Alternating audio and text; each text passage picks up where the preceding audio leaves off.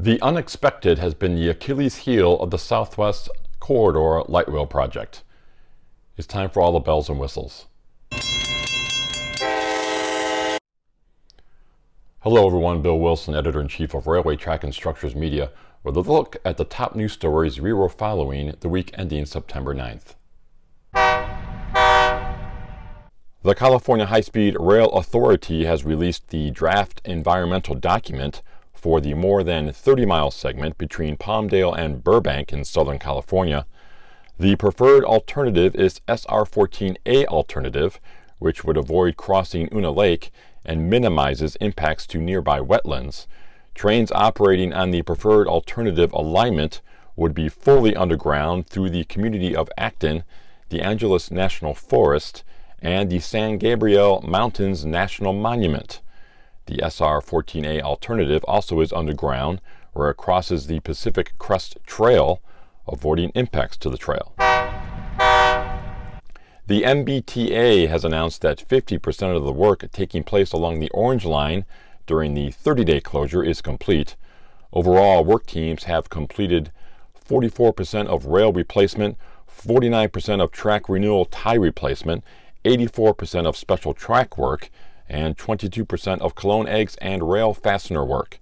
Earlier in the project, crews completed rail replacement between Downtown Crossing and State Street stations over an unencumbered 2-day period, which was about 900 feet of track. A renewed desire is driving a plan to relocate a portion of railroad track in Manistee, Michigan. The idea first came about decades ago, and it looks like steps are being taken for permitting, design, and construction of 3.5 miles of track on the south side of Manistee Lake.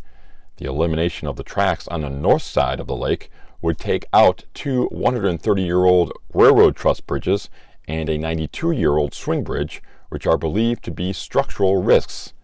5 at-grade crossings would be removed from the network, and the potential for spills on the 2 northern bridges would be eliminated. Results of an audit report on Metro's Southwest Corridor Light Rail project, connecting downtown Minneapolis to Eden Prairie and other areas, shows a major oversight and a major amount of money that is missing.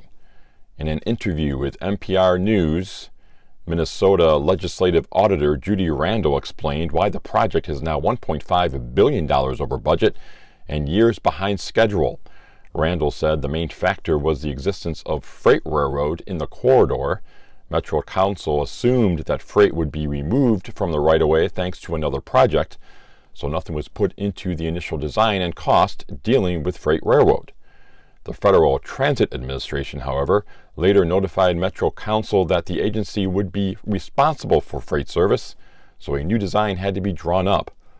That design kept freight rail in play and added a tunnel through the Kenilworth corridor, which is where crews have come across construction issues. Randall also said Metro Council still has no funding source for $500 million worth of the project.